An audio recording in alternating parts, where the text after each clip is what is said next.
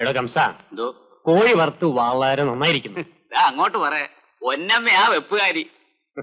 എടോ സത്യം പറ, ഇവള് തന്റെ ആരാ? ആരാണെന്നോ?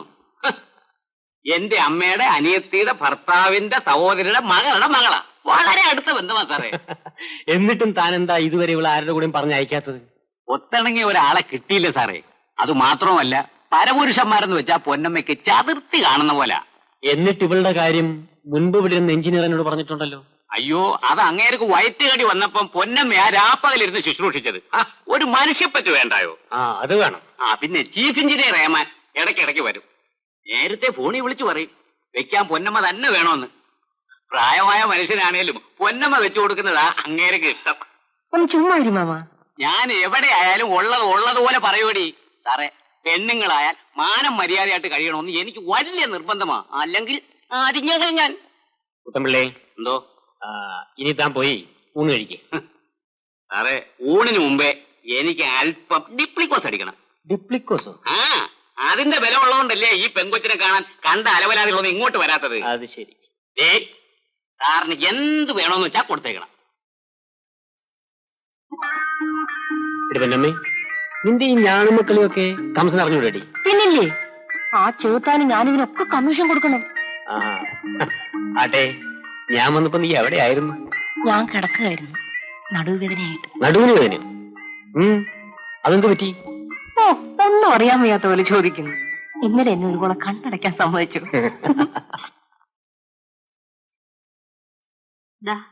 പാല്. എങ്കിലും നമ്മുടെ ബില്ല് ഇതുവരെ ഒപ്പിട്ട് കിട്ടാത്തത് എങ്ങനെ ഒപ്പിട്ട് കിട്ടും? തൊഴിലാളി യൂണിയൻകാർ മന്ത്രിക്ക് പരാതി സമർപ്പിച്ചിരിക്കല്ലേ?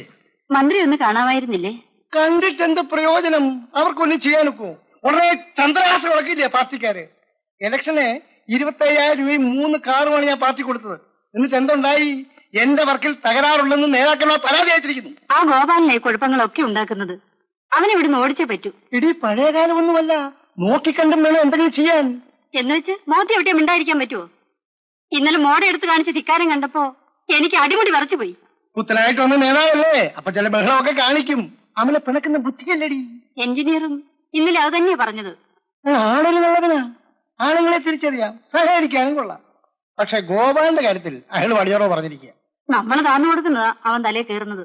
ഈ നേതാവിനെയും നമുക്ക് തവിട് എറിഞ്ഞ് പിടിക്കാൻ വേണ്ടി ഈ ഒരു കാര്യം ചെയ്യും.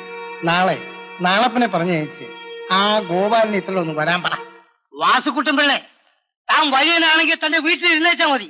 തന്നെ കാണാൻ എന്റെ പട്ടി വരും. എന്താ അതൊന്ന് വിളിക്കുന്നെന്ന് പറഞ്ഞപ്പോ ഈ വാചകാണ് സഖാവ് ഗോപാലൻ എന്നോട് പറഞ്ഞത്. അപ്പൊ അവനോട് വരില്ലേ? അത്യാവശ്യമാണെങ്കിൽ അങ്ങുന്നിനോട് അങ്ങോട്ട് ചെന്ന് കാണാൻ പറഞ്ഞു. അവന്റെ സ്വന്തവും ഏറെപ്പാളി അവനെ പിടിച്ചുകെട്ടി എന്റെ ബുപ്പ കൊണ്ടുവരാൻ ആളുകളുണ്ടോ നോക്കട്ടെ. സംഭാവന കൊടുക്കാൻ തീരുമാനിച്ചാൽ എല്ലാവരും കൊടുക്കണം. നിങ്ങളുടെ ജില്ലാ സമ്മേളനത്തിന് ഞങ്ങൾ എന്തിനാ സംഭാവന കൊടുക്കുന്നത്? ഈ ഞങ്ങളും നിങ്ങളും എന്ന ഈ കാഴ്ചപ്പാട് മാറണം. ആരാ മാറ്റാത്തത്? നിങ്ങൾ തന്നെ. നിങ്ങളുടെ പാർട്ടിക്ക് ഒരു വലിയ ഭാഗമുണ്ട്. അത് കാണും. ഞങ്ങൾക്ക് കൂടുതൽ അനുയായികളുണ്ട്, തൊഴിലാളി സംഘങ്ങളുമുണ്ട്. അപ്പൊ ഞങ്ങൾക്ക് താളും തകരയും മാത്രമേ ഉള്ളതാണോ? സത്യം സത്യമായി തന്നെ കാണും. നമ്മൾ ഒന്നായിരുന്നവരാണ്. പക്ഷെ നിങ്ങൾക്കിപ്പോ മൂരാച്ചികളുടെ കൂട്ടാൻ ഇഷ്ടം. അത് നിങ്ങൾക്കാ. നിങ്ങളിപ്പോ എവിടാ നിൽക്കുന്നത്? ഈ രാജ്യത്തിനകത്തോ അതോ അങ്ങ് പുറത്തോ? നമ്മൾ തമ്മിൽ ഭിന്നിക്കരുത്. ഒരുമിച്ച് നിന്നാലേ സമരങ്ങൾ ജയിക്കാൻ പറ്റും. അരിയും തിന്ന് ആശാരിച്ചയും കടിച്ച് എന്നിട്ട് നായിക്ക് മുറുമുറുപ്പ് എന്ന് പറഞ്ഞത് പോലെയാ ഗോപാലിന്റെ പാർട്ടി. പിരിവ് കൊടുക്കാൻ മനസ്സിലെങ്കിൽ വേണ്ട, പക്ഷേ എന്റെ പാർട്ടി ആക്ഷേപിക്കരുത്.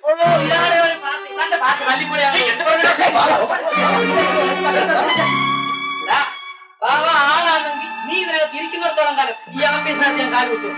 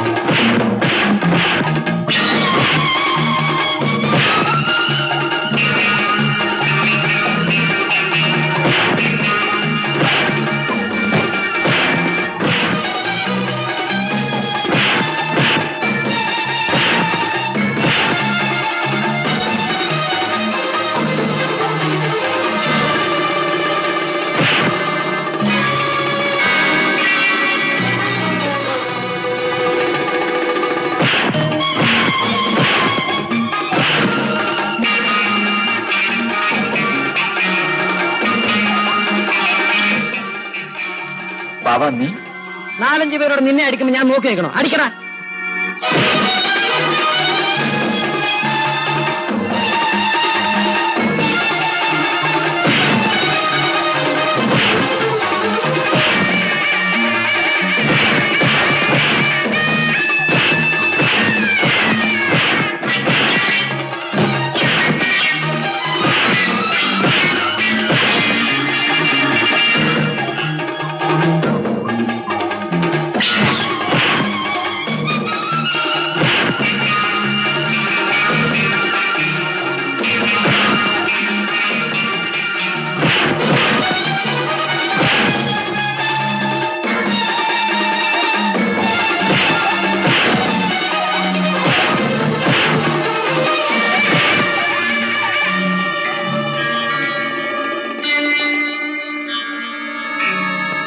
സത്യം പറയടാ, നിങ്ങൾ ആരാ അയച്ചത്?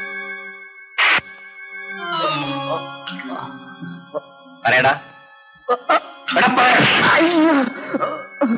ഗോപാലിനെ പിടിച്ചു കെട്ടിക്കൊണ്ടുവരാൻ വാസുകുട്ടൻ മുതലാളി പറഞ്ഞു വെച്ചതാണ്. ഗോപാല, നിന്നെ കാണാൻ മുതലാളി കാത്തു നിൽക്കായിരിക്കും.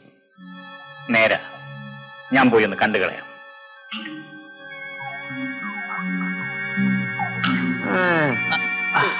എടാ മണ്ടന്മാരെ, കൊല്ലക്കുടി ഒന്ന് സൂചിപ്പിക്കാമെന്ന് വിചാരിച്ചാൽ നടക്കുവോ? ആട്ടെ, മുതലാളി കാശ് വല്ലതും തന്നോ? വിഷമിക്കണ്ട, ഗോപാലൻ പോയി നിങ്ങളുടെ കാശ് മുഴുവൻ വാങ്ങിച്ചോണ്ട് വരും. അതുവരെ കിടന്നോ. ആ,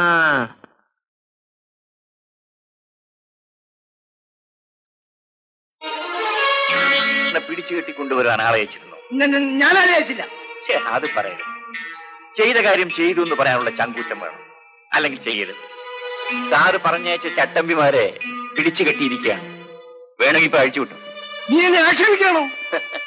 ആക്ഷേപിക്കാൻ നിങ്ങൾക്ക് ആണത്വം വേണ്ടേ? ഒരു കൺട്രാക്ട് ഇറങ്ങിയിരിക്കുന്നു.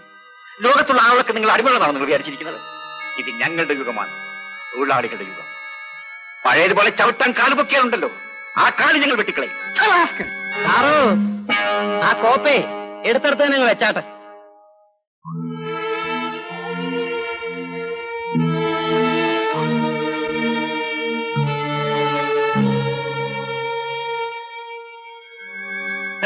സാറിനാ ഞങ്ങളൊക്കെ അണ്ണാനും മുയലോ എന്ന് വിചാരിച്ചോ? ഗോപാലിന്റെ ഒരു തുള്ളി ചോര ഇവിടെ വീണാലുണ്ടല്ലോ, കുടുംബം ഞങ്ങൾ കുളം തുള്ളു.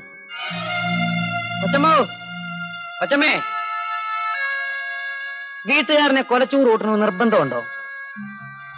ഇല്ലെങ്കിൽ അകത്ത് കൊണ്ടുപോയി തലയ്ക്ക് നെല്ലിക്കാത്തളം വെച്ച് ചങ്ങല കിട്ടാട്ടെ.